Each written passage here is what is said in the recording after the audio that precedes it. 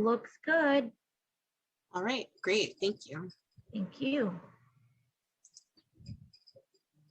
Good evening, Member Bracco. Would you like to do a mic check?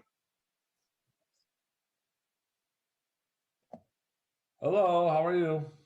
I'm well, thank you. Member Prince, can you hear us? I can, thank you. I haven't been talking. Yes, I can hear you. We can hear you as well and see you. Thank you. Great, thank you.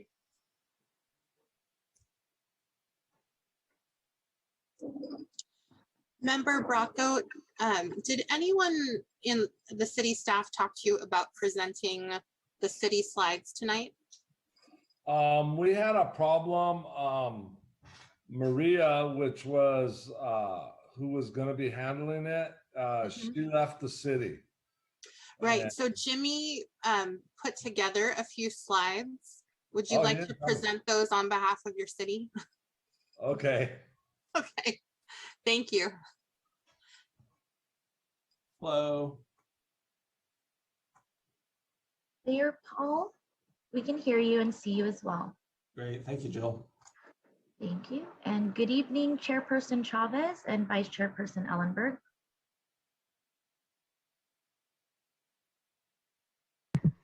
Hi, Jill. How are you? I'm well, thank you. This is the Deputy Clerk, just make an announcement that we're now live on the internet. Thank you very much. Vice Mayor Chahal, would you like to do a mic check? Sure. Can you hear me? Loud and clear, sir. Thank you. Perfect. Thank you very much. I can hear you too. Member Reed? Hi, Joe. Yes, that's what I was just going to check in. You can hear me okay? Sure can. Thank you.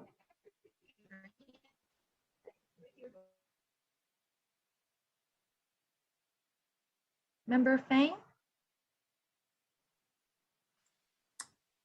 I'm here. Thank you so much. Thank you. Member Goy?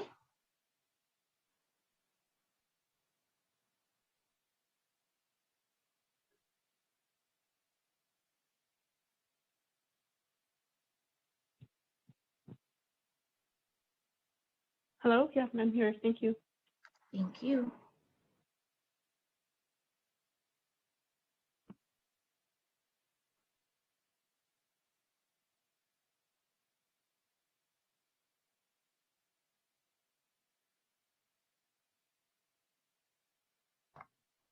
Good evening, all. It's good to see everyone, even if it's virtual.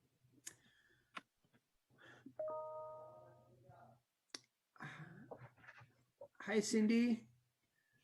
This is Raj from Santa Clara. Raj, it's good to see you. Good to see you. I just want to ask your permission to leave the meeting before 6 o'clock. I have a 6 o'clock council meeting. All right. Well, but I really appreciate you being here, even if it was for a short time. Thank you. Thank you. I just wanted to let you know ahead of it. I appreciate it. Drop off. Thank you.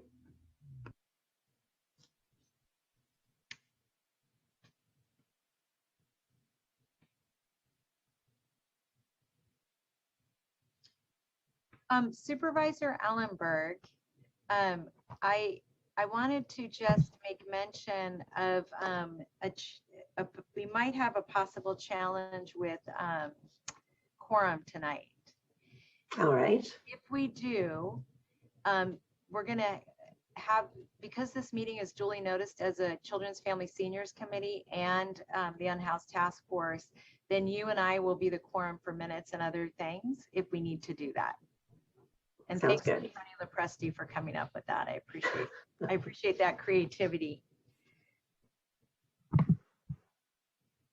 And we currently have 12 members here now. The minimum for quorum will be 16. Got it. And we'll give folks a minute to, and I think part of the reason Supervisor Ellenberg, I'm raising that is that not everybody responded to the RSVP, so we just didn't know. So we wanted to make you aware of that. Not a problem. Sounds like it works either way. Great. So So what we're going to do is we're going to call our meeting to order. Recording in This is progress. the Unhoused Task Force meeting for June 10th. And I'm going to ask our team if we can call the roll. All right, I'll go alphabetical order. Member Baines, absent. Member Bracco, I'm here. present. Member Bybee, Oh, I'm absent. sorry, Colin. Yes. Member Baines is here. Oh, Member Baines is here. Yes. There we go. Member Shahal, Here. present. Member Clark. No member Clark. Member Constantine, absent. Member Cooper, absent. Member Dominguez, Present. present. Member Esparza, absent. Member Atari, absent. Member Franklin, absent. Member Jordan, absent. Member King, absent. Member Klein, Present. present. Member Nis, Um, absent. I am here for Member Miss Oh, Lydia Koo. thank you. Member Lawler, absent. Member Martinez Beltran, Here. present. Member Nunez, absent. Member Paul, Member Paul here. present. Member Perales, absent. Member Dr. Pham, present. Member Prince, Here, present. present. Member Ramirez, Here. present. Member Reeve, I see Reeve somewhere, present. Member Sharp, Yeah. correct. Was that Member Sharp? Trying to take a look here. I don't see Member Sharp. Okay, Member Sharp, absent. Member Shaw, absent. Member Sinks, present. Member Smith, is absent. And Member Stepanoff, absent. Vice Chairperson Ellenberg, I'm here. present. And Chairperson Chavez, present. Let me do a quick count here. 1, 2, 3. And And Colin, I'm here as an Morales? alternate for Councilmember Bybee. That was Sergio Lopez. We have 14, so we're just a little short. Hi, So this is Maya Councilmember- Esparza from San Jose. I'm here. And All also right. Councilmember Perales is here. Oh, there we go. Then we have a Thank you. quorum. Thank you very much.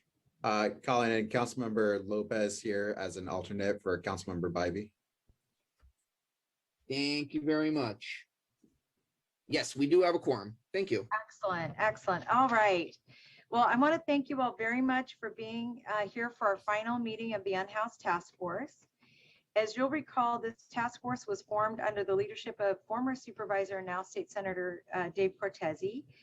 The last time we met in October, we decided to reconvene one more time to hear a progress update from each city participating and learn from the Lived Experience Advisory Board about the pros and cons of the various temporary housing models. So those are on our agenda as items 3A and 3B. And I've also added 2 items to our agenda for your consideration, and those are items 3C and 3D. What I'd like to do, if it's all right with my colleagues, is recommend that we hear and discuss items 3A and 3B, and then take public comment on item 3. And then we can conclude the meeting with the last 2 discussion items. And I think it's just to break them out into chunks. Is that all right with everyone as a way to proceed? Okay, I know it's nighttime. I'm just making sure you're all still with me. All right, I know it's been a long day. Some of you have been up since dark 30. All right, so what I'd like to do is on items, so let me just see, item 2 is on our consent calendar. This is to approve a delegation of authority to me to review and approve all outstanding task force minutes on behalf of the task force after the task force ends. Can I get a motion for that action? Member Paul so moved. Thank you, Darcy. Do I have a This is second? Esparza, second. Aye. Thanks, Maya. And then I'll ask for a roll call vote. Sure. Member Baines is absent. Member Bracco. I'm here. And I'll vote yes, please. All righty. And Member Bybee is absent. We're not taking the alternate votes today. Just wanted to let you know because they haven't been officially entered. So I just want to make that announcement before I went any further. Member Shahal? This is yes. Yes. And Member Clark is absent. Member Constantine absent. Member Cooper absent. Member Dominguez? Yes. Yes. Member Esparza? Yes. Yes. Member Atari is absent. Member Franklin absent. Member Jordan absent. Member King absent. Member Klein? Yes. Yes. Member Nis absent. Member Lawler absent. Member Martinez Beltran? Yes. Yes. Member Nunez absent. Member Paul? Yes. Yes. Member Peralez? Yes. Yes. Member Pham? Yes. Yes. Member Prince? Yes. Member Ramirez? Yes. Yes. Member Reeve? Yes. I think, yeah, that's a yes. Member Sharp is absent. Member Shaw, absent. Yes. Oh, he's here. Oh, there he is. Oh, thank you. That's a yes. A member Sinks. Yes. Yes. Member Smith, absent. And member Stepanoff, absent. Vice Chairperson Ellenberg? Yes. Yes. And Chairperson Chavez. Yes. That passes. Thank you very much. Thank you. And what I wanted to say to those of you who are here as an alternate, and also Preston, I'm excited to see you here too. I just wanted to say, participate fully. That really is just for the purposes of voting. We're anxious to get your feedback, okay? So no one feel that shouldn't leave anybody out. So item 3 is a report from the Office of Supportive Housing and the cities represented on the Unhoused Task Force relating to the progress on the Unhoused Task Force recommendations 1, 2, and 3. And as a reminder, this was the endorsement of the 2020-2025 Community Plan to End Homelessness, the development of implementation guidelines, prioritizing expansion of behavioral health services, and the identification of resources for interim housing solutions. So each presenter will have 3 minutes, and we're going to use a timer just to make sure that everybody stays on time. And I will begin with starting with Consuelo. Thank you, Supervisor Chavez. Good evening, members of the Unhoused Task Force. Consuelo Hernandez, Director, Office of Supportive Housing. We wanted to start first with a big thanks to your staff for submitting the information we requested. It's always wonderful to work with them. And also, Supervisor Chavez, if I can make a quick plug to say congratulations to the City of Santa Clara, the core companies, and us, the county, and the Housing Authority. This morning, we closed on the construction finance for AgriHood. It's a senior housing project, one of our Measure A developments. It's been a long project in the making, and it's through these partnerships that we make these things happen. It's 165 units, and we have a number of them that will be for our permanent supportive housing seniors. So just wanted to plug that in for folks because it's a big milestone in our work. With that, we did want to give the City of Santa Clara the opportunity to present first. As Supervisor mentioned, each city will have 3 minutes to present. And we have Jonathan Veach with the City of Santa Clara.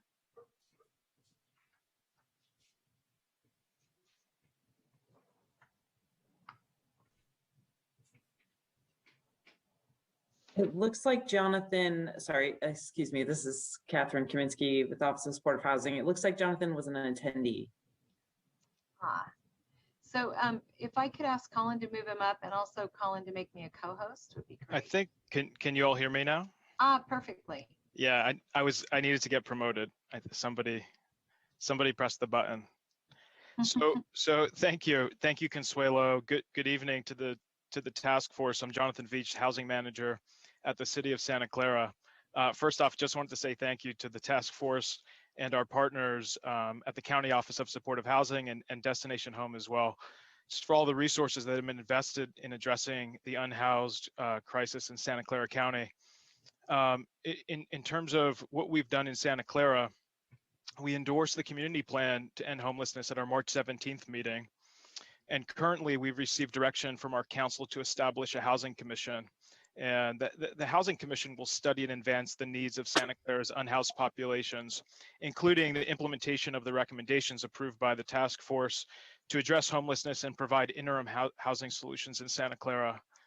And I guess in addition to that, we've also started discussions with Homebase and the County Office of Supportive Housing to receive technical assistance that's going to support the creation of the Santa Clara implementation plan and also facilitate some of our work group discussions with the new Housing Commission. Slide 2, please. So in terms of interim housing solutions in Santa Clara, Bill Wilson is really one of our key partners. Bill Wilson operates a congregate 20-bed shelter in Santa Clara for homeless youth. Additionally, Bill Wilson manages roughly 15 scattered site transitional homes that have about 5 bedrooms each where they place homeless youth. Unfortunately, we didn't have any developments that were shovel ready for the Project Room Key Round 1 last year, but we are actively looking to get projects in our pipeline for Project Room Key 2.0. The county also secured beds at 2 hotels in Santa Clara along El Camino to shelter clients in emergency situations, such as COVID, where we had a number of residents staying there. And then we work closely with our police department to maintain a list of chronic homeless in the city, and we make referrals to the county and abode services based on this list. Slide 3, please. Also, in terms of interim solutions, many of you may have heard just last month in May, Covenant House, California, opened a full-service transitional housing program for 30 youth ages 18 to 24. And we worked with Santa Clara County and Cisco as the primary partners to renovate one of the hotels along El Camino to meet the needs of young people transitioning from homelessness to independence. Kind of transitioning to permanent housing solutions, we have 2 active rental assistance programs in Santa Clara. We launched an emergency financial assistance program during COVID, and we have $2.8 million, which is quite a large amount of money for really dedicated for rent arrears. So any residents who have accumulated rent arrears during COVID can apply to the program and receive assistance if they're income eligible. And then for a while, we've been administering a tenant-based rental assistance program with Abode and Bill Wilson. And I'll just jump to slide 4. I think I ran out of time, but just to touch on some of the permanent housing solutions really quick. We have 3 active permanent supportive housing projects in our pipeline. In April, we approved a $4 million loan with Abode Services for an 80 unit project.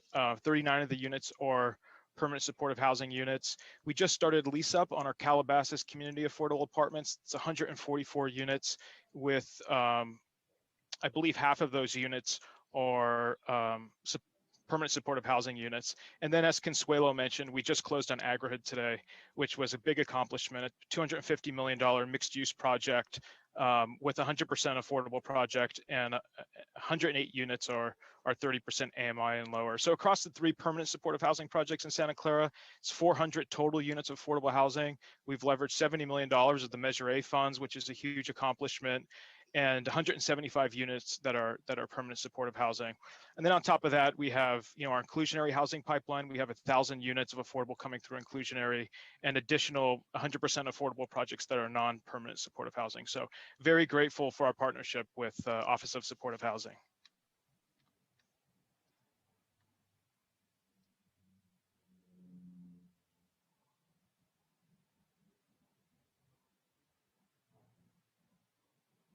Hi, I can take this one.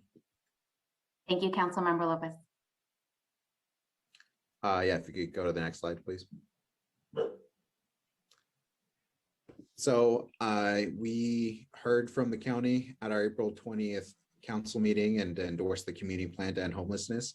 We're still in the early stages of our discussions, and we've not yet developed an implementation plan for strategy 3. But I am excited to share that partly in response to this presentation, we formed an ad hoc subcommittee on homelessness, and that's myself and Mayor Liz Gibbons, and really look forward to engaging further on this. Next slide, please. I can also share some of what we're doing with our interim housing solutions. Our inclusionary housing ordinance requires affordable housing units for residential projects of 10 or more units. We coordinate funding for rental assistance and services to support safe parking programs, coordinating public access to nonprofit housing services. We have a contract with Project Sentinel addressing housing discrimination, tenant landlord dispute resolution, and housing counseling. And we're actively working on expanding land use options for shelters, allowing emergency shelters by right in a portion of the city's light industrial zone near transit and commercial services. And we have what's been a very successful safe parking ordinance that allows RVs in off-street driveways of residences, commercial parking lots, or parking lots within the public facilities zoning district. That's it for me, but look forward, as I said, to engaging more on this with our ad hoc subcommittee. Thank you. Thank you, Councilmember Lopez. With the city of Cupertino, we have the mayor, Darcy Paul. Thank you very much. From the city of Cupertino, if you would please advance the slide. With regard to the community plan to end homelessness, we did endorse quite early on December 15th, 2020. There is a very significant amount of support from our city council in order to allocate attention and resources towards the issue of the unhoused and making sure that we provide a pathway to not just housing, but also to a living. And so out of our work plan items, 2 of our top 10 focuses on this particular item for the upcoming fiscal year, which begins July 1st. So we did commit to drafting a city plan to end homeless as one of those work plan items. The other work plan item focuses more upon providing potential employment. And so what we would like to do is to see whether we can, through a city mechanism, provide at least a couple of openings for people going through these types of travails. So we have allocated for both of these and hopefully are going to be able to make significant progress on these on our work plan in the upcoming year. Next slide, please. So with regard to the interim housing solutions, Cupertino did in mid-pandemic have a set of encampments along Wolf near the Valco site. And so in December of 2020, a few months ago, we did provide a couple $100,000 in emergency assistance. We're very grateful with our partnership with the county in making sure that we were able to have a pipeline to be able to provide the housing to the people that needed it along the encampment. And we're very pleased to report the majority of people are on their way to permanent supportive housing. And we're able to become housed from that partnership. 10591 North De Anza Boulevard is a 1 acre piece of land along De Anza. It's directly across the street from Apple's original campus. And we are committed to making sure that we have at least that amount of acreage for interim housing solutions in the future. Part of this, I think, will be focused upon that. And so to the extent that it doesn't specifically identify 10591 North De Anza Boulevard, we think that we have a good chance to, in fact, significantly enhance that amount of space.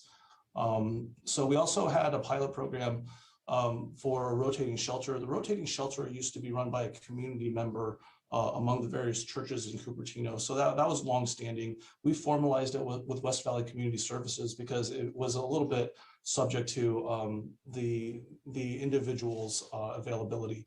And so we've formally institutionalized that. And in regard to fiscal year last year, or this current year that we're finishing up, we did formalize that partnership with West Valley. So good things happening, and hopefully we can make some really significant strides in the near future as well. Thanks.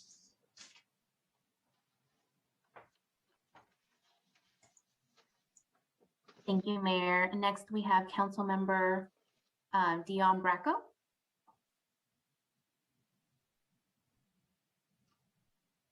Yeah, our city manager was supposed to be on here to do the presentation, but something came up, so I'm going to be winging it. Our city of Gilroy Unhoused Ad Hoc Committee recommended on April 19th to endorse the plan at an upcoming council meeting, probably around August. Strategy 3, we have an unhoused ad hoc committee in our city that's been working on different things. And we made recommendations. Some of the recommendations, we have 14. So far, we've done 3. A safe parking program, quality of life officers, and to explore options with the county. Next slide. Our interim housing solutions and connections of services expand land use and options for shelters and Gilroy Armory. Next. And that's it. Thank you. Thank you, council member. We do have a few cities that either did not provide information or they are not here tonight. Did want to share that the city of Los Altos did hear the item in consideration of the endorsement of the plan last week. And we have an active partnership with them for the development of 330 Distal Circle. Los Altos Hills is also not here, but they did provide their slides and they were attached to your packet. We can provide more details after. And next we have the city of Milpitas, and Sharon Goy, the Director of Building Safety and Housing, will be presenting. Thank you, Consuelo. Good afternoon, Sharon Goy, Director of Building Safety and Housing with the city of Milpitas. So on December 1st, 2020, the City of Milpitas Council endorsed the community plan to end homelessness. And for Strategy 3 implementation, Milpitas partnering with the county and adult services to provide homeless outreach, assessment, and street-based case management services. This year in March, the county's Homeless Engagement and Access Team, or the HE team, started actively conducting outreach to provide resources to unhoused residents in Milpitas. This service leverages the HEAT team's direct integration with the county's behavioral health services in order to efficiently connect unhoused residents with mental health resources. The Milpitas Police Department receives mental health calls for service. If there are nonviolent calls, officers refer the individuals to mental health services and request assistance from the county's mobile crisis response team. So these referrals connect our most vulnerable residents with behavioral health resources. Milpitas is also partnering with the nonprofit service provider We Hope to implement a pilot mobile shower and laundry program, and we have been providing weekly services. Earlier this year, Milpitas established a homelessness task force to expand community participation in generating strategies for homeless response. And this past year, the city's cross-departmental collaboration and also coordination with nonprofits and community organizations has really increased to respond to homelessness, ensure the health and safety of the community, and to enhance homeless prevention for residents that are at risk of becoming homeless. So all of these services and programs implement Strategy 3 of the community plan. Next slide. At the first two meetings of the Unhoused Task Force in September 2020, a framework matrix was adopted by the task force, which provided considerations for temporary housing interventions and permanent housing interventions. So the city of Milpitas has had lots of meetings with the county this past year to work on strategies to address the housing needs of unhoused individuals and families.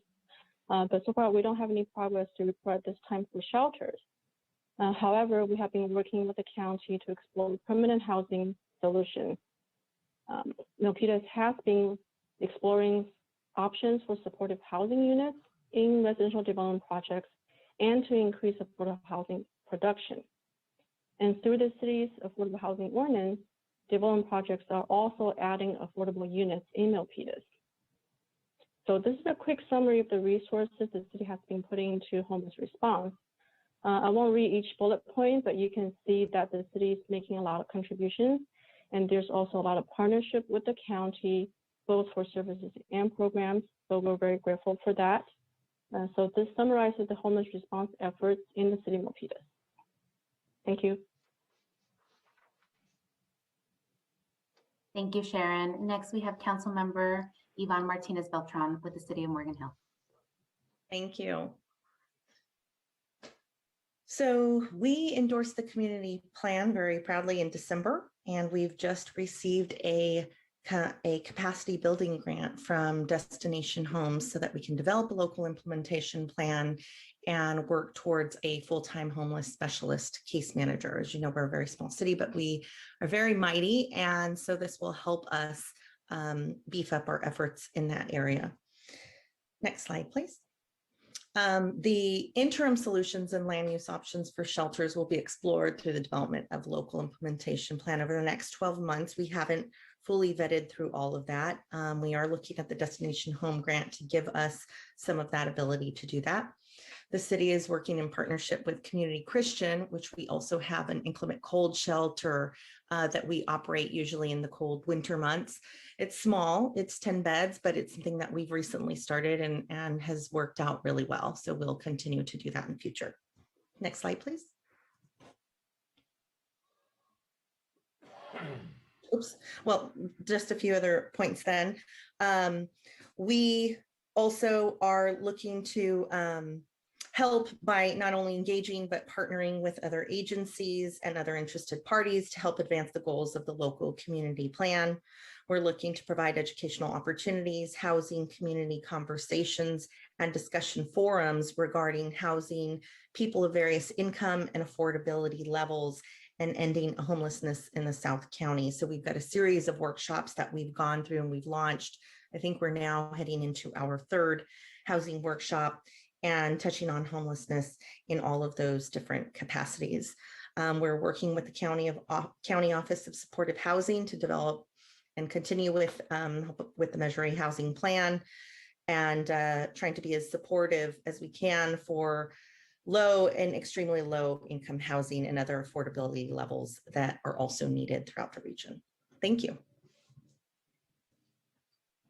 Thank you, Council Member. Next, we have Vice Mayor Lucas Ramirez with the City of Mountain View. Thank you very much. And first, I'd like to recognize and thank Kimberly Thomas from the City Manager's Office for preparing this presentation and really spearheading most of the unhoused oriented initiatives for the city in collaboration with Public Works and Community Development Department staff. So the city endorsed the plan on December 8th, 2020, and we are grateful that Mountain View staff are actively participating on the Strategy 3 Steering Committee.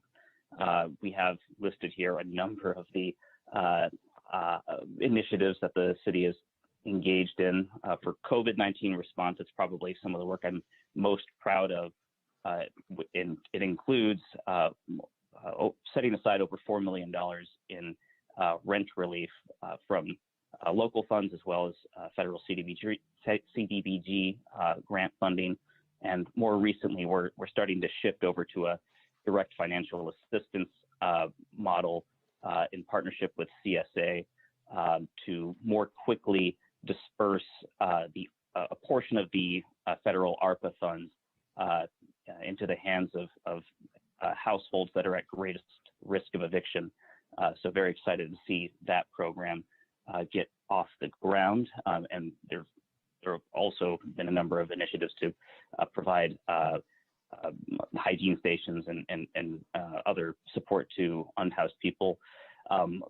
Housing and sheltering programs include the Project Home Key opportunity on Leghorn, just off of San Antonio Road. A very exciting project that delivers 100 units of interim housing up to 124 beds and delivered extremely quickly.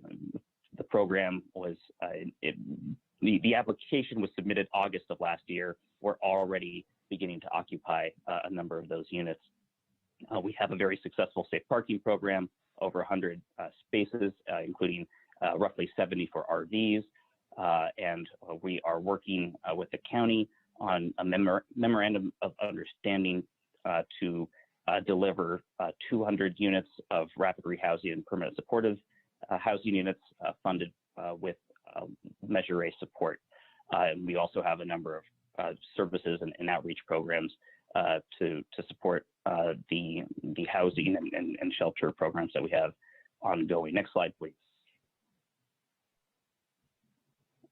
And that includes, I think, the city of Morgan Hill, likewise, a partnership with Destination Home, $450,000 over 3 years to help deliver a number of these programs. And 2019 was when Mountain View adopted a safe parking ordinance to allow safe parking on private property, and the development standards, if you would like to call them that, also are used for the three public sites that we control, which are all operating 24/7 in partnership with the county and a community partner, Move Mountain View. And the last I'll mention is the land use regulations that we modified in 2019 as well, to facilitate the creation of emergency shelter. And that ended up being instrumental for the project Home Key site, which benefits from some of those land use changes. Thank you. Thank you, Councilmember Ramirez. Next, we have Councilmember Lydia Ku with the City of Palo Alto. Thank you. Good evening, Chair, Vice Chair, and members of the committee. I want to start off by saying a great gratitude to our staff, especially our Deputy City Manager, Chantal Gaines, for putting together this presentation, and also the members of our staff from Community Services, Planning, and City Manager's Office. Slide one. Palo Alto has had a City Council study session in early April to discuss services to our unhoused residents. At that study session, the county supportive housing partners were present, and we all agreed that staff would be working with county. In the meantime, with the intent to bring the county's plan to end homelessness to the City Council to consider endorsement in fall of this year. Strategy 3 of the county plan. We are in support of Strategy 3 in Palo Alto. We have safe parking programs, 2 currently operating in the city. We continue to support our Opportunity Center in providing wraparound services to unhoused residents in Palo Alto. And we have also recently kicked off our housing element update process, where we are reviewing our overall housing stock in town. Slide 2, please. Thank you. Interim housing solutions available in Palo Alto include our safe parking program, as previously mentioned, Hotel Desync, which is a congregation-based shelter program that provides shelter beds at different congregations on a rotating basis. Also, there is a seasonal women's shelter through Heart and Home Collaborative.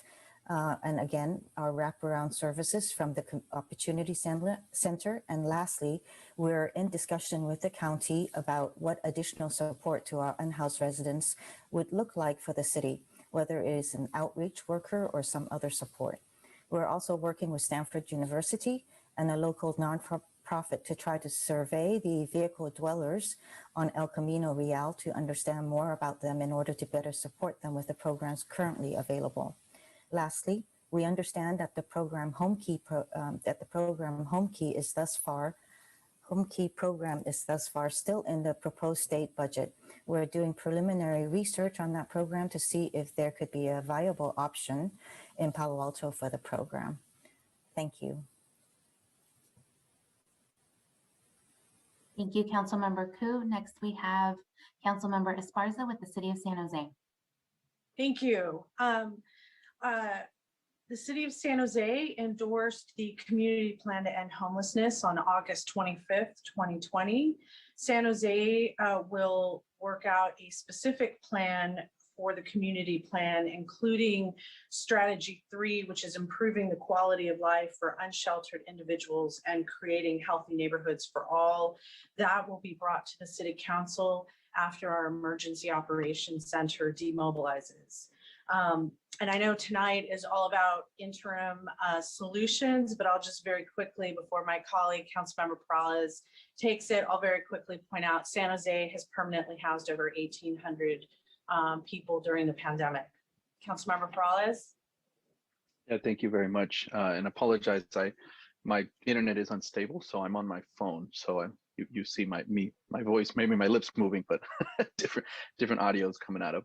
So our interim housing solutions that we've completed just since March of 2020, we have 78 beds down on Monterey and Bernal, 118 beds at Rue Ferrari, 120 beds down on Evans Lane, and then 40 beds at the Felipe Bridge housing. These are all what you've seen, the quick build, tiny home sites, smaller house shelters, and some of them slightly a little bigger, like kind of trailer size, a mix of those in all of these. And this is just since March of 2020. Prior to that, we had the governor come down and take a look at our site on Mayberry. And so we have others that other beds that we had opened up prior to that. And we have opportunities moving forward still as well. So in regards to expanding land use options and shelter for interim housing, we have incidental shelter or safe parking ordinances that will allow shelter and safe parking in places of assembly by simple registration with our housing department, making that very easy and streamlined. Been able through AB 2176 from a few years ago, been able to write our own building code for interim housing specifically. And it says pursuing the 4th interim housing. It's actually based on the list there since March, it'll be 5th, and it'll actually be 6th for the city on an interim housing community site to house around 80 to 100 on Taylor and San Pedro. And so we're working towards a lot of these options. We've taken advantage of other options, as the Councilmember Esparza pointed out. This is sort of just a snapshot on the interim solution since March of last year, but a lot of good work going on in the city of San Jose. Thanks.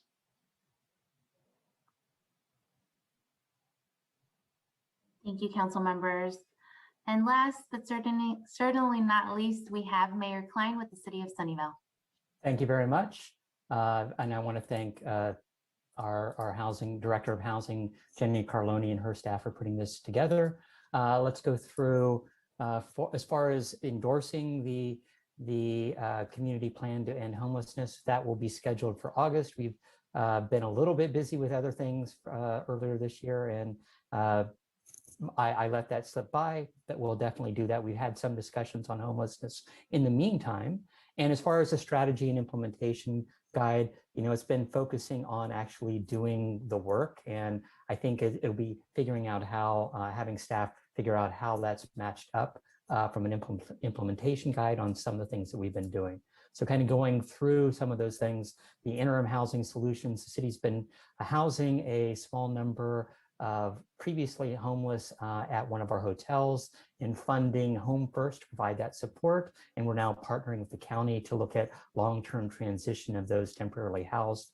Of course, as far as other sites, no, there are currently no other interim solutions currently proposed. I've been working with our county supervisors to look at possible locations and possible ideas, be it tiny homes or something else in our city. And as far as hotel conversions through Project Room Key, we've reached out to a lot of the hotels. None of them are currently interested.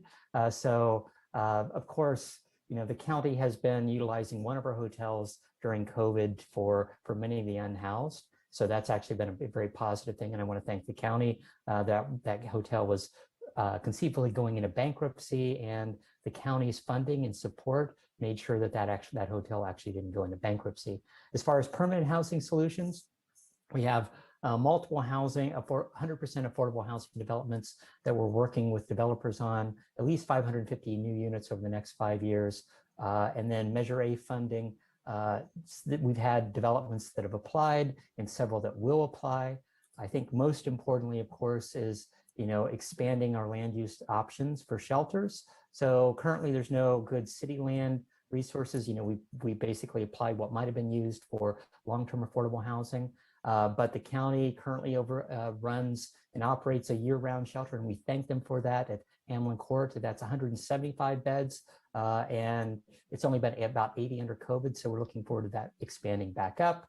And then as far as continued support for homelessness, we've done our CDBG funding to downtown streets, tenant-based rental assistance, and various public nonprofits. We've done funding through our Sunnyvale Community Services of over $1 million. And then as far as implementation of our housing strategies, taking our #1 priority, we're looking at a safe RV parking program, increasing the percentage of inclusionary housing. Currently we have 15% for rental. It's 10% low and 5% very low for every a rental apartment complex. And then we're moving to 15% for below market rate for sale. And then most importantly is increasing density throughout the city, because that inclusionary housing then makes a difference. So all of our specific plans are currently under works. El Camino Real, we're looking at adding about 6,000 units at the Lawrence Caltrain Station. And most importantly, just last month, we approved studying 20,000 units in Moffett Park, of which conceivably it's not just a 15% affordable, we'll probably be requiring even a larger percentage of affordable housing in that. So every unit that's being built is creating a larger city. So I look forward to continuing to work on these problems.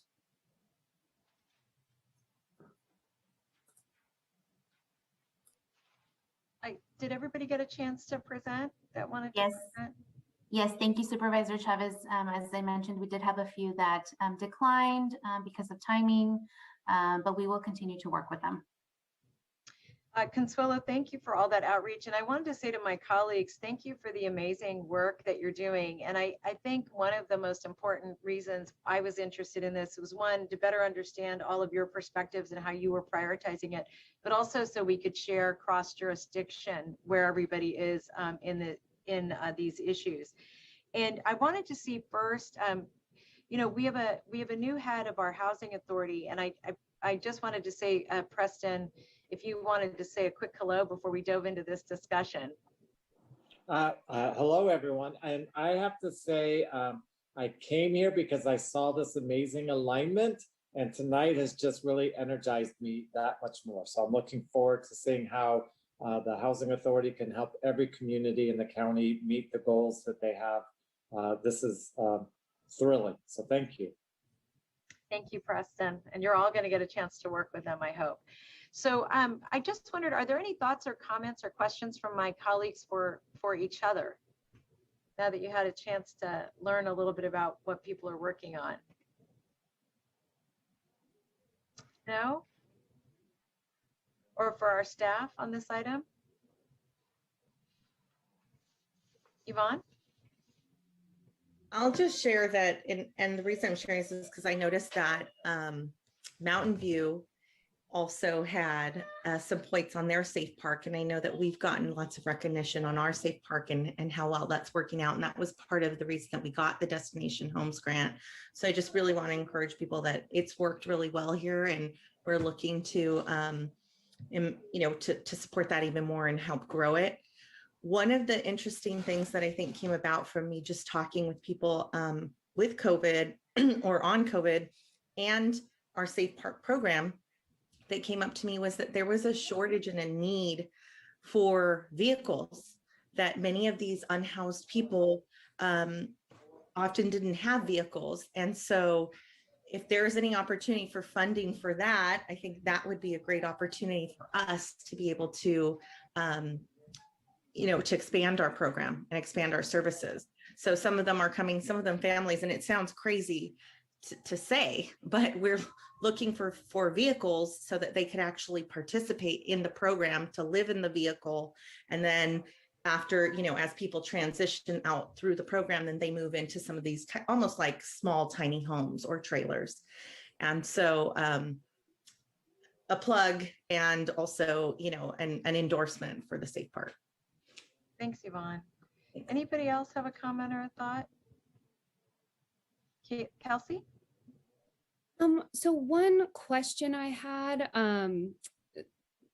from, I think it was Gilroy's presentation, was there was a mention of quality of life officers, and I'm curious what that is, and specifically interested in that kind of from the frame of not wanting to use approaches to people who are unhoused that would be kind of punitive and potentially cause additional harm. So I just was curious what the role of quality of life officers are. And then my other comment is just about kind of the scale and timeline of some of the actions that we're seeing. I think there are some jurisdictions where it sounds like, you all have done quite a lot, you know, permanent housing beds opening up, emergency shelter beds opening up. And then there are other jurisdictions that are moving much more slowly. In my home jurisdiction of Palo Alto, you know, we haven't endorsed the plan yet. We are bringing some safe parking lots online, but it's only about, I think, 12 spots in the county lot for RVs, and then the church lots are still coming online. I think we only have 4 spots open right now, but just making the point that the scale of this problem is really large, so we need all the jurisdictions to participate and participate in a way that kind of meets the scale of the problem that we have. Thanks, Kelsey. Dion? Yes, we have a subcommittee that met. We've met with the homeless themselves,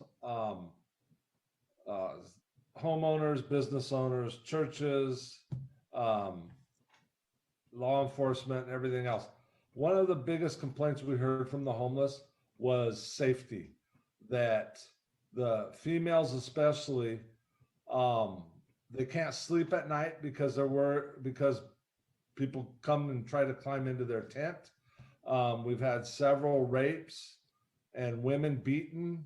A lot of the women have been in abusive relationships, and people find them. And they really wanted to know why everybody else in the city gets police protection and they don't. So we explored quality of life officers. They're going to be dealing with calls to PD for loitering, all the homeless calls that come in. We have just one street where we have a service provider, 1,100 calls for service on that one street. So we're hoping this will free up time for the other officers. These officers are going to be trained to deal with homeless. And when county mental health, the service providers in our city go into the camps, the officers will escort them because they're not a safe place. You know, homeless camps have become a very attractive place for criminals to hide out because nobody notices the homeless. So we're going to do a year pilot project and see how it goes. Thanks, Dion. Jerome and then Karina. Sorry, I was on mute. So I just kind of want to piggyback off what Kelsey said. Like, this is a Jerome, could you speak just a little bit louder? Thank you.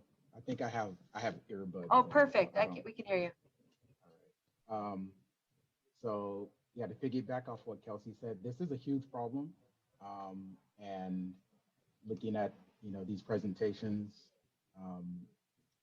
the numbers are not very encouraging because, you know, we're talking about numbers in like the hundreds when it comes to housing solutions instead of like, you know, addressing like the thousands and thousands of homeless people that are in Santa Clara County. You know, and I think all the cities really need to have a vested interest in you know, solving this problem. I mean, I'm not a politician. I'm not on any type of city councils or anything like that. And so I have a maybe a more basic view. It's just like, you know, these are people that live in your community and they need help. And it's kind of time for these individuals to be helped. I know there's money issues, land issues, and obviously constituent issues. But, you know, this problem isn't going to go away. And like these numbers that I saw in these reports, it just shows how much longer this crisis is going to last because we're not able to get down to like any root solutions to solve these problems. And I think, yeah, it's very important for all the cities to have a vested interest. And I give kudos to Mountain View because I think they're doing an outstanding job. But yeah, everyone and every city in the county needs to really have a vested interest in solving these problems, I think. Thanks, Jerome. Karina? Thank you very much, Supervisor. And thank you so much to all of you and to the county for sharing the plans. And definitely in Milpitas, we have been doing a lot in a short period of time.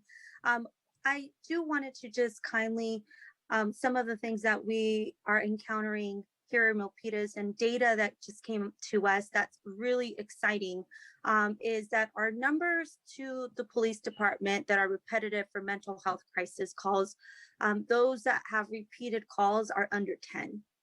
And so that number does make me a little excited because that means that it's something that we could address.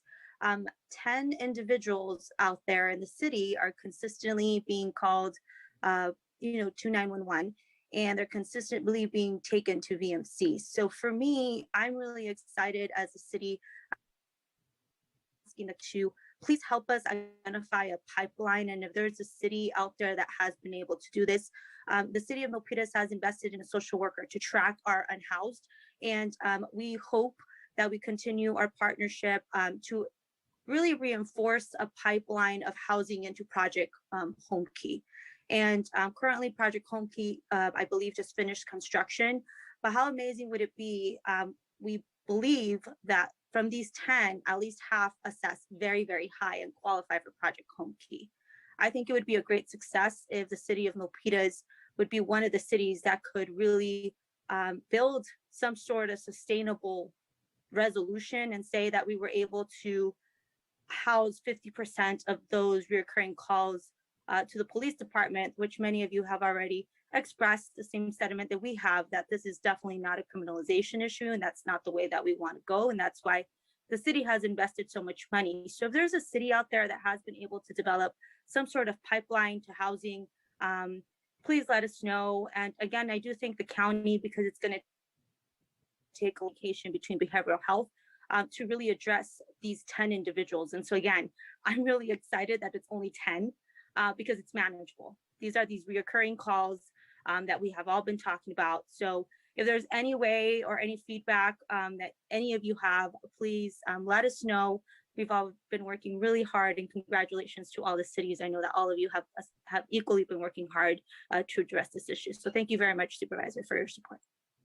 Yeah, thanks, Karina, for that perspective as well. Okay, I don't see any other hands up. What I'd like to do is I'm going to go to the next item, and then we'll go right to public comment. And the next item is 3B, and this is, you may recall that this was an opportunity to get information from the Lived Experience Advisory Board relating to the assessment of various temporary housing models as indicated in the Housing Task Force final report.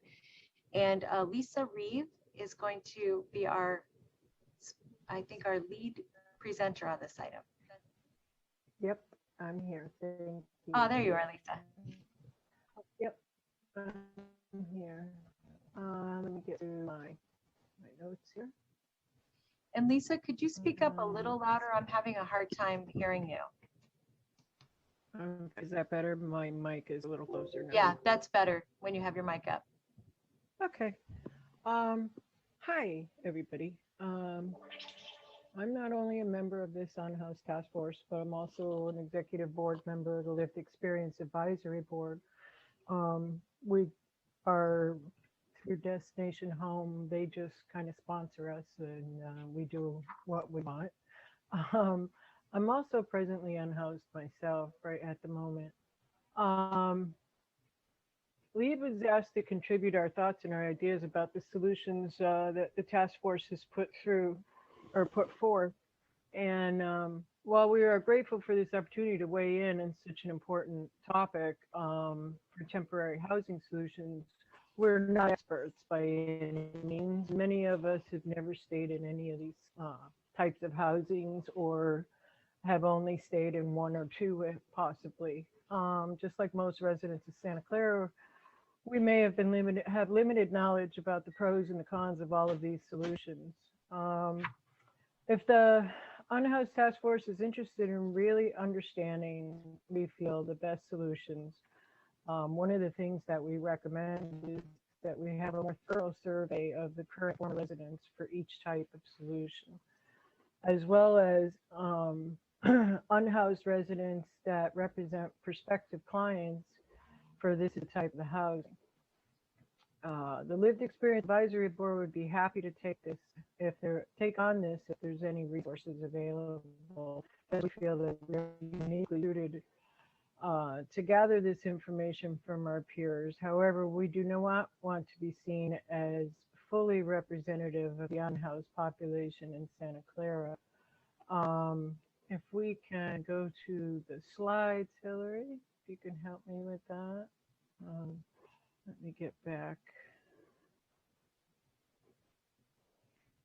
here. Okay. So, yeah, regardless of the temporary housing solutions, our general recommendations are the policies and procedures need to be low barrier for people. Not too complicated.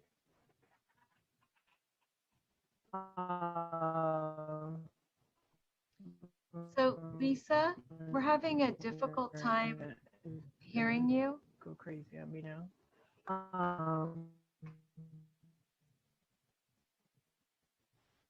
Policies, uniform, standardized across the. We feel that the uniform standardized across all the different agencies that are dealing with the different. Can you hear me now? Lisa, what I'm going to recommend is maybe if you can turn off your camera and speak directly into your microphone. Do you have me? Hello? Yeah, Lisa, now we can hear you better, but you need to speak right into your microphone. Can you hear me? Yes, but you need to speak right into your microphone. Is that any better? Okay, how's that? Better. Okay. Okay, all right. Is this okay? Perfect. Okay, is this okay? I'm sorry. All right, all right. Okay, back to where I was. So our general recommendations are the policies and procedures need to be fairly low barrier to make it accessible to most people that are out there, and agencies that are participating through the same standardization through PATH and everybody on the same type of basic. And the sufficient training for the staff is important to ensure consistent messaging within the program. We find that some of the staff members don't get provided with some good training.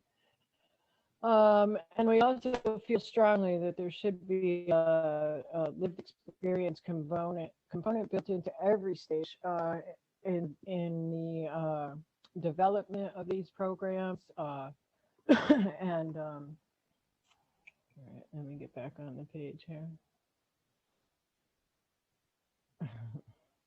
Yeah, and we just feel like lived experience should be involved in every aspect of the programming, design, and after and the surveys.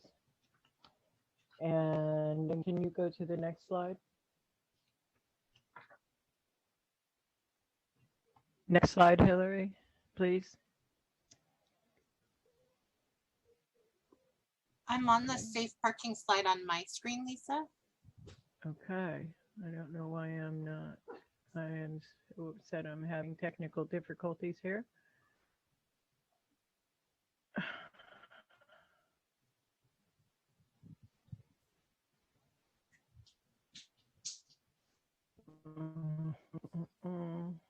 Okay, you're on the safe parking.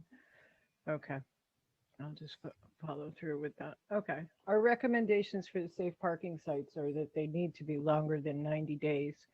Doesn't give people enough time to get their bearings.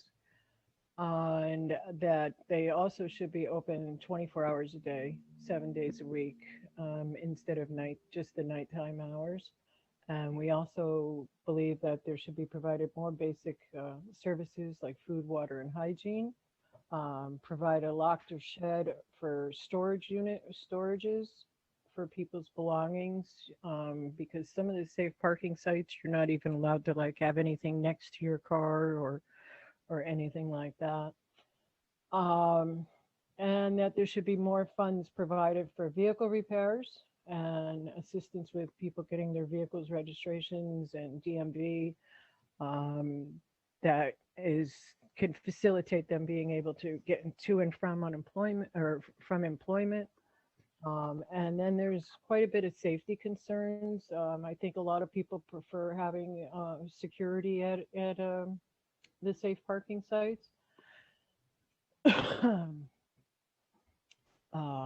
Let's see, what else do I have here? We also feel that there needs to have some sort of types of showers available for people, whether it be trailers that come a couple of times a week or provided at the facility. And if we can go to the next slide, Hilary. Yes, congregate shelters. Okay, congregate shelters, we feel that it should be 24/7 operation. And that they need to provide more privacy for clients. People don't even really have a place to sit, and that we feel like partitions might be helpful with this. And to ensure one of our members would like to make sure that all the showers and entrances are ADA accessible, and to ensure that there's just pretty much low barrier, pet friendly. A lot of our clients have pets and they won't leave their pets, and that's why they continue, they can't bring them with them, so they won't go without them. And to address the safety concerns with the, you have cameras, but then sometimes people have grievances, but the cameras aren't used to help them solve their grievances, and they don't understand why the cameras are there just for surveillance, or if, it feels more prison-like when they can't have access to the cameras to file their grievances. And if you could go to the next slide, Hillary, please. Hotels and motels. Yes, hotels and motels. Okay. The way in which the hotels and motels are currently running, we feel, are overly restrictive. There needs to be more clear guidance and equity on visitation policies, recognizing that socializing is an essential component of our well-being. That to be able to have your place and have friends stop by for coffee, or a significant other, or where you can kind of act like it's your own place, which it should be. Hotels and motels are equipped with refrigerator as well as a place to cook. That's important. People can't afford to spend money on takeout all the time. And that the qualifications to get a referral to the hotels and motels need to be laid out more concisely and shared more consistently with all partner agencies. And that, we need to be mindful that we're turning these hotels to motels, not into opulent jail cells, where people could have a little bit more freedom. And we can go to the next slide, the tiny homes. Okay, tiny homes. Thank you. And we find that the tiny homes are a favorable interim solution when coupled with sufficient financial and social support to help the individual move towards permanency. Sometimes they can kind of get comfortable, and there needs to be more financial and social support. Clients should be provided with the liaisons whom they can contact at any hour regarding any of their questions or concerns. And as with the sanctioned encampments, I know it was voted down for the moment, but sanctioned encampments, we believe that we can play an integral role in assisting with this self-governing and can serve as an intermediary between services and the people. From what I see that, you know, the homeless population are adverse, some of them, to services. And there needs to be some type of control through some type of agency. We understand that also. And I think that LEAP can play an integral role in helping to make that bridge between the unhoused and the agencies, and to help them self-govern and teach them self-governance and to be like a liaisons. But from what I understand, you know, we're going to further look into it. But, you know, we're offering our services as far as that goes.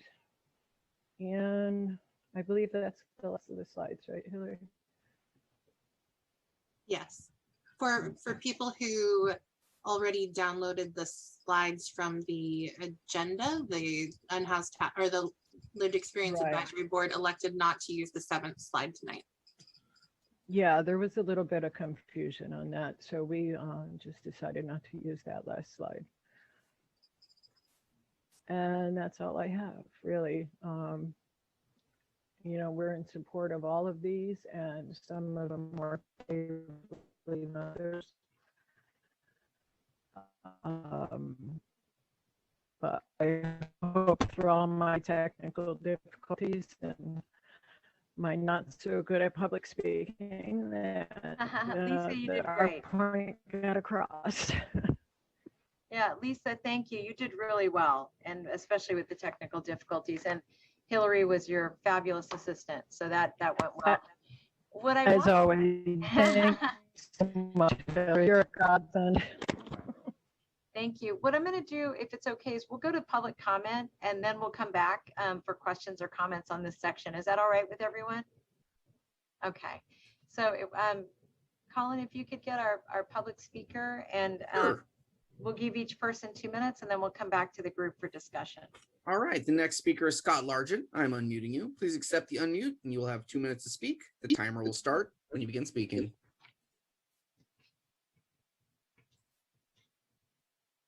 Okay, sorry about that. I'm doing my normal multitasking right now. I enjoyed listening to that gal explain some of the things that we need on the streets. It's a lot of this stuff just seems, you know, people that are unhoused, you know, the lived experience they've been saying this for a very, very, very long time. I live out in a crash zone. You guys are very familiar with that. I have observed for a good amount of time. These areas are inhumane. It shouldn't be happening anywhere in America like this. And these are conditions like we're in a third world country. I'm like a broken record. I continue to say this stuff, but we need to really start getting stuff done. And I enjoyed the councilman from Gilroy, what he was talking about.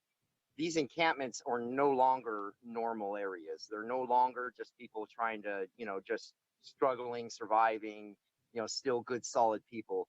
I'd say half of them are not that way anymore. With zero bail, basically criminals are now hiding amongst the homeless, and there's nobody really out there to vet these people out. We need to protect the people that are living on the streets that are not bad people. We're not doing a very good job of that. I heard the previous gal, I'm sorry if I butchered her name, but we also need to be going out there and fixing people's vehicles. We need to get mechanics to volunteer their time. A lot of people have simple things like, you know, distilled water in the battery, a tire, you know, jump starting their car. It's things that are actually, you know, throwing them the bone with some meat on it, because all we're doing out there is we constantly just saturate people with stuff that only gets them through the next couple of hours. We want to get them on their way, get them into a safe parking program, and just do more. And I really do think we need to open up the fairgrounds and start vetting people out and do it like a FEMA camp. So thank you. Next speaker is Vanessa Ashford. I'm unmuting you. Please accept the unmute. You'll have 2 minutes to speak, and the timer will start when you've been speaking. Hi, thank you. I am currently an advocate with Pit Stop Outreach in Gilroy. And I wanted to speak in reference to our what Dion Bracco stated is our current plan. We do not currently have a safe parking program. Over the past year, we have not expanded or opened any new shelter opportunities.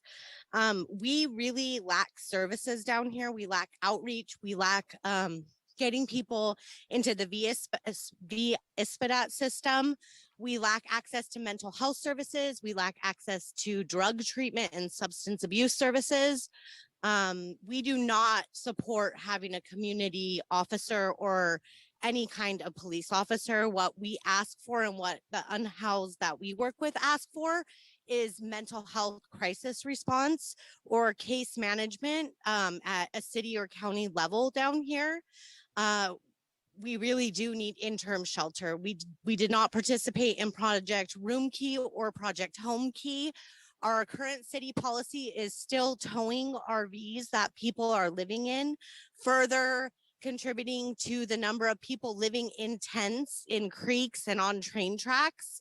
And it's continued to happen even with COVID and with the shelter in place orders. So we would just really ask for more county support down here and better access to services to get people housed or into appropriate shelters. Thank you. Thank you, Vanessa, and thanks, Scott. And I'll go back to the committee to see if there are any questions for Lisa Reeves on her presentation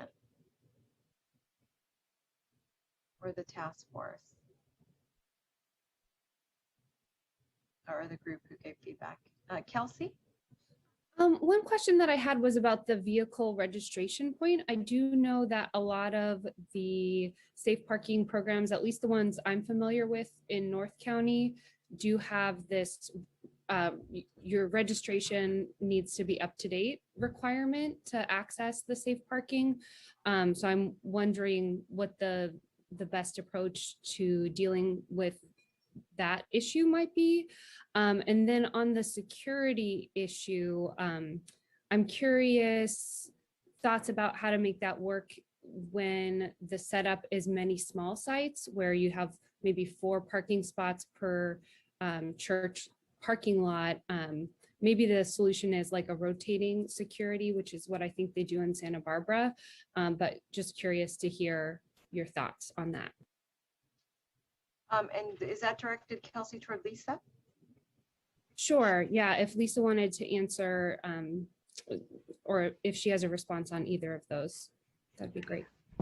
Yeah, sure. I'd be glad to. The security, you know, as you mentioned, I believe it was Palo Alto, has so few vehicles. I could definitely see a rotating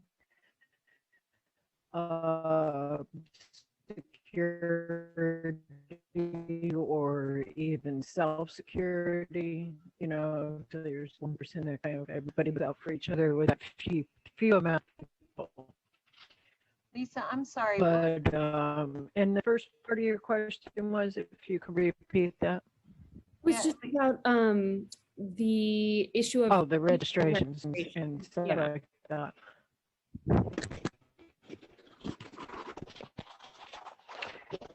Okay, is this better? Yes. Go ahead, Lisa. Yes. I myself am in a safe parking program and here in San Jose, and they do help some people with registering. Can you hear me? Yes. Can you guys hear me? Yes. Hello? We can hear you, Lisa. Can you hear me? Yes. Okay. Yeah, the program that I'm in, they do help sometimes with registration. Okay. They do help sometimes with registration. I think that should be across the board for people that are in safe parking. Did you get that? Chavez, if I may, Supervisor Chavez, the county. I'd be glad to follow up with you with that, Kelsey.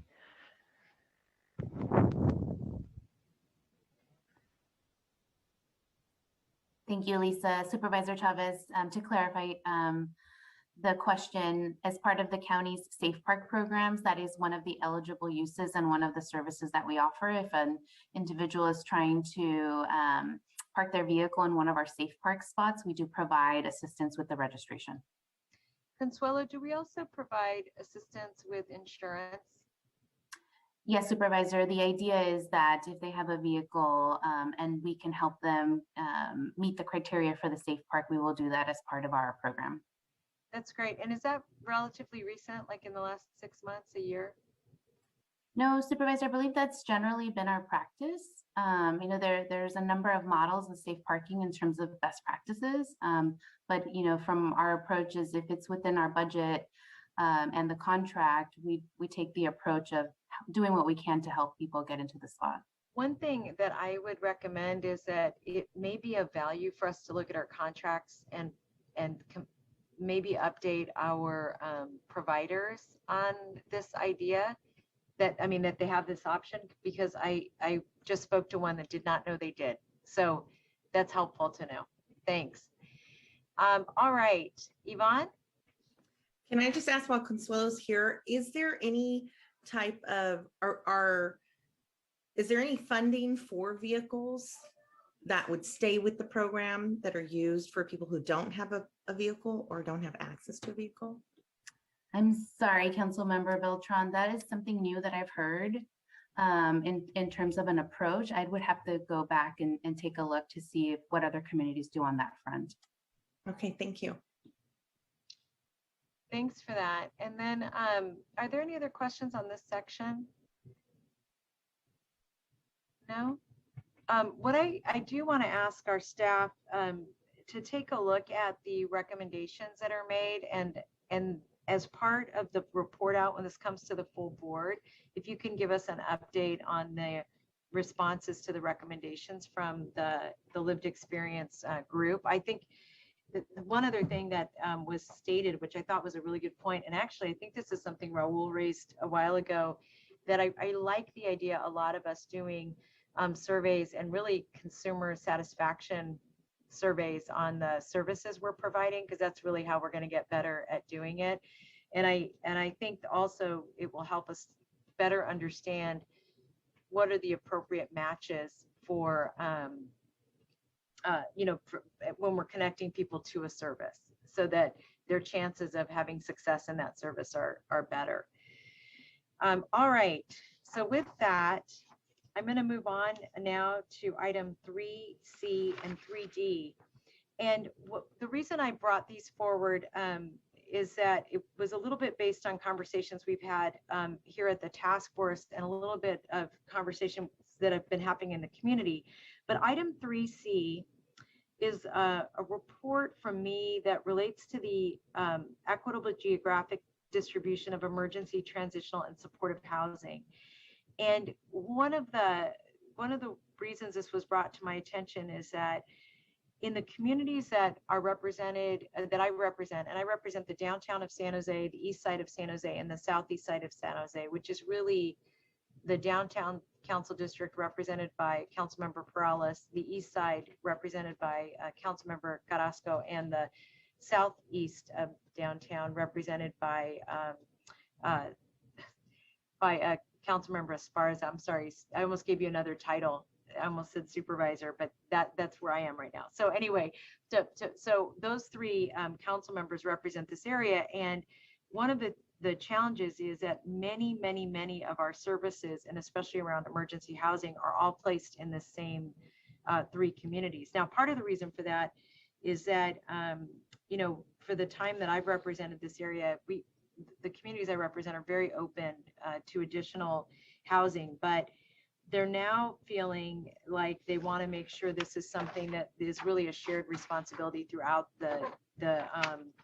throughout the county, and really appreciated, for example, hearing all the presentations that you all gave about the areas that you represent.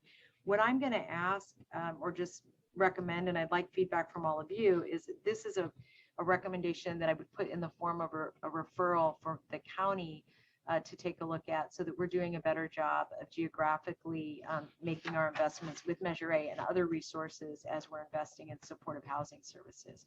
So,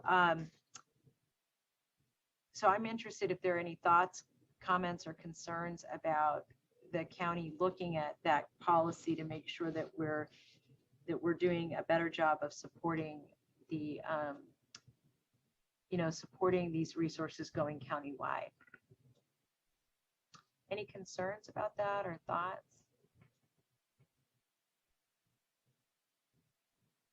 Seeing none, I'm gonna, okay, go ahead, Yvonne, and then Rod. Supervisor, I just wanted to ask you, when you say that, are you thinking geographically throughout the county, or does that even mean geographically throughout our individual cities? I'm really thinking, for wearing my hat as a county supervisor, what I would be saying is that really we want all of the cities to participate in supporting this effort. It's part of the reason that the community plan was really recommended to have every city adopt it. Within the cities, we want to make sure that these resources are shared among cities, among the city itself. So in a city the size of San Jose, I think there may be different challenges there than a smaller city. So really, I want to make sure, and with Measure A, one of the things we promised the community is that, as people voted for it, is that we would share with any city that wanted to build. If they met the criteria, we were going to make that Measure A resource available, along with mental health services and project-based vouchers that we've been in partnership with the Housing Authority on. So really, this is me saying, yes, we believe that. We're saying as a county that that's going to be a consideration as we make contributions for services. Okay. But cities would have to, think about how to do that within their own cities. Yes. Okay. Thank you. Rod? Thank you, Supervisor Chavez. I really appreciate this idea. I think it's really important that we all participate. The leadership that San Jose and Sunnyvale and Mountain View have shown on this is something we all need to join in on. This is not an us versus them problem. This is a problem that we all have to participate in solving. I feel very strongly that the continued support of things like Measure A the next time we go for funding, we want to all say that the money was distributed in cities for the benefit of all the residents who live in our county. So thank you very much for this. Thank you. Dion? I just would like to say that in South County, we really don't see that there's much investment coming from the county. If that's something you would look into and try to help us with. Yeah, I'd be happy to. As a matter of fact, our goal is to be really much more connected. And I'll say that if there's a silver lining about COVID at all, one of them is that I've had a chance to spend more time in Gilroy and Morgan Hill in the last, 16 months, Dion, and have worked with both your mayors, both your past mayor and your current mayor, and a couple of your council members. So I think that would be really fabulous, and would love the opportunity to speak more closely with your city. And I'm sure Consuelo would like that too. So thank you for that. Okay, what I'm going to do is I just really wanted your advice on them. We don't need to act on it. I just wanted to get your feedback. And I have one more item that I'm really interested in getting your feedback on, and then I'll go back to the public for public comment. And that is the next item on the agenda, and that is item 3D. That sounds funny.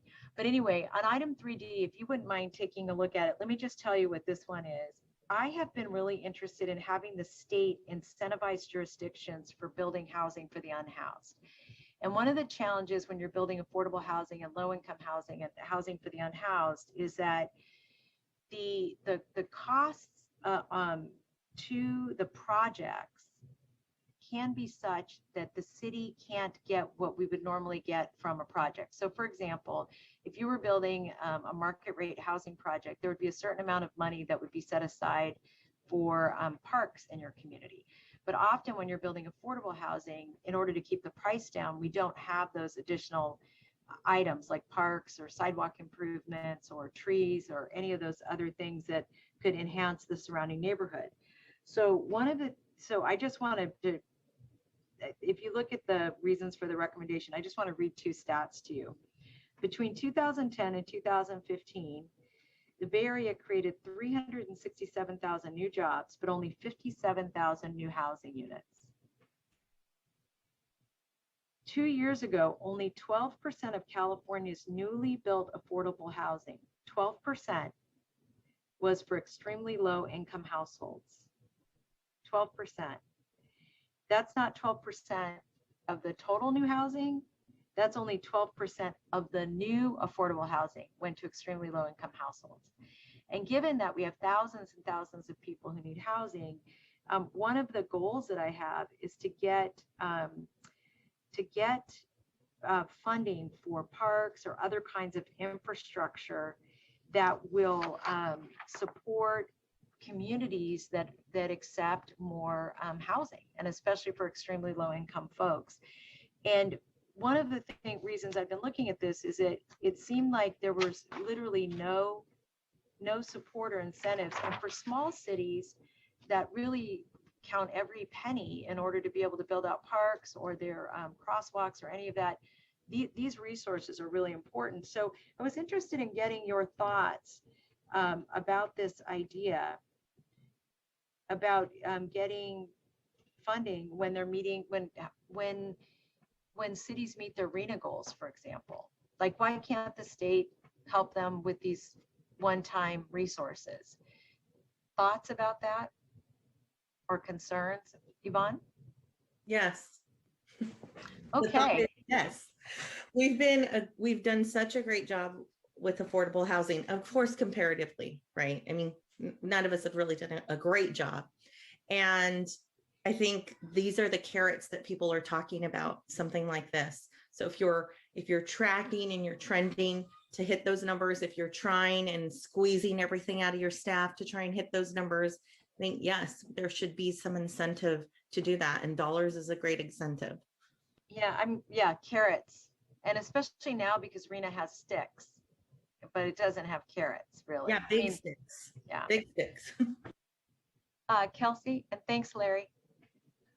I think it's a good idea. I would like to see it tied to streamlining for extremely low income projects, just so they have a shorter timeline and some certainty of being approved if we're giving cities funding for building the housing. But I think it's good to have an incentive. I don't know if it fits within the RHNA framework though, because as far as I know, extremely low income housing isn't required for RHNA, only low income. You know what? I'll take a look at that. Kelsey, that's really helpful because I hadn't thought about that, because I think when we're thinking about our RHNA numbers, we are including ELI housing, and I didn't realize that we may just be doing that because it's the right thing to do. So we'll look at that. Consuelo, did you know the answer to that?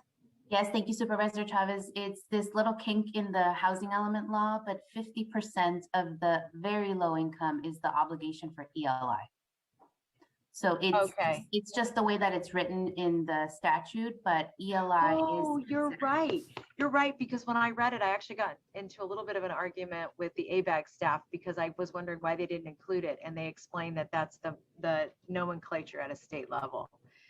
But Kelsey, I think the point you're raising about streamlining, like, adding an incentive for streamlining is very wise. Thank you for that.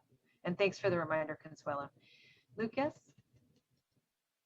Thank you. So a strong second to what Kelsey just said, and both parts of it. I think when I learned about the RENA sort of breakout, I do think it's important that we separate ELI from very low explicitly, because I think it provides an even stronger incentive for us if we're going to create financial incentives to actually construct and prioritize ELI housing. So I think that would be a very valuable change in state law to pursue. But first and foremost, Mountain View, I think, enjoys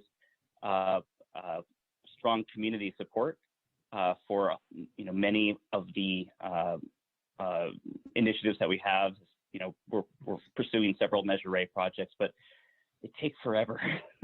Some of these are in design review for years. The Eden housing project on La Avenida comes to mind. That's something that I had heard about many years ago when I was first elected to council, and it's still not ready for entitlement, and that's a code compliant project. So anything to help streamline and deliver the housing, I think I would want to see before we start pursuing things like financial incentives for important but lower priority, in my opinion, amenities like parks. Thank you. Maya? Thank you. Yeah, I think this is a great idea. And whether we're talking about ending homelessness or addressing displacement, I think ELI is where it's needed the most. It's the greatest need. And do you need a motion, or do we just agree? Yeah, I just wanted feedback, because I'll move this forward. And what we'll do, if you all are interested, is we'll bring a referral to our board and with some options, and then share that language with all of you. Because if we could all do it, and then talk to our delegation, I would really appreciate it. Okay, and hopefully all of our cities could support what the county would be doing, and we could all row in the same direction. All right, Wouldn't that be nice? you. Yeah. And I'll make sure we send something out to folks when we bring it to the board. I'm going to go to public comment. Thanks, Maya, for that. And then I'll come back for our final actions as a group. All right, our next speaker is Scott Largent. I'm unmuting you. Please accept the unmute. You'll have 2 minutes to speak. The timer will start when you begin speaking.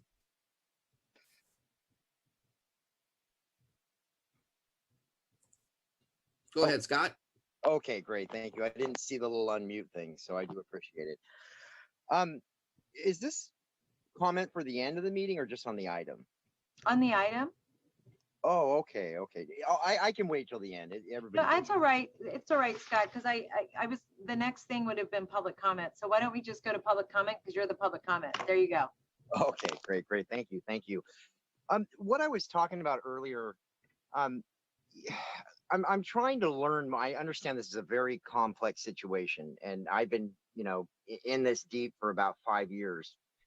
I'm trying to learn as much as I can to try to understand this, and I know you're all doing the same thing in a way like what I am. There are so many small things that can change people's lives on the streets, and a lot of it is kind of like reestablishing community. In a way, it's getting out there and talking to people, which just doesn't happen. We don't have that type of relationship with the community anymore. Last weekend, a group called Agape, they came out here, they brought out food, they had a barbecue, several other nonprofits got involved. And at first, the homeless were very kind of standoffish at first, until we got out the PA system. We said, look, this is for everyone out here. This is our community. And that was really eye-opening for me. You got to communicate with people. You got to talk with neighbors. You got to just not push people aside. And that's what it seems like. I don't see people coming out here. Nobody's coming out here. And the nonprofits that we're partnering with, I mean, they come out and they drop a sandwich off. They need to come out and talk and figure out, like, why are you here? How can we help you? What's going on with your vehicle? I work. I'm a clean and sober father. My vehicle's 9 years past on the registration. There's a reason I'm in a field. We just need to really start doing more, guys. And that concludes our request to speak. Thank you. And thank you, Scott. That's actually a perfect way to wrap up today's meeting, which is we've got to do more and do it faster.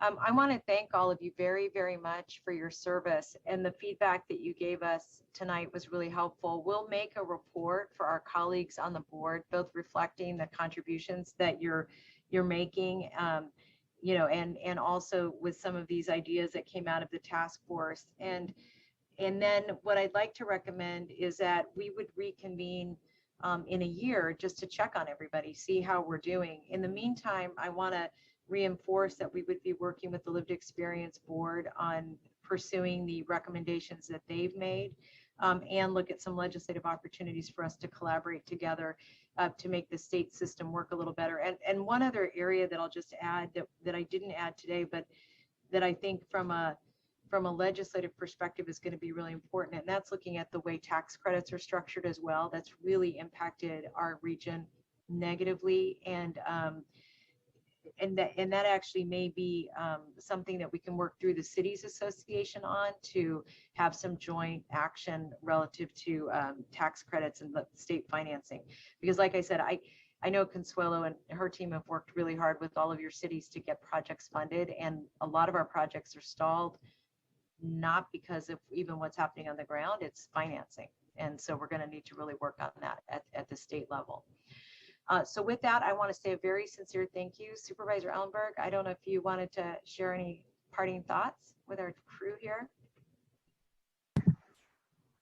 Thank you very much, Supervisor Chavez, for your leadership here, and to all of the cities for your participation. I have found this to be incredibly inspiring, and I think it's an opportunity not only to continue to work together, but really to model for counties up and down the state of what we can do together when all of the cities and the county government are on the same page and moving toward the same goal. So thank you so much. Thank you, Supervisor. And we'll check in, we'll schedule that with all of you and work through the Cities Association on this legislation. Thank you all very, very much. And I'll look forward to working with all of you. And if you need our help, you know where to find us. Thanks all. Be safe and be well. Good to see you. Recording stopped.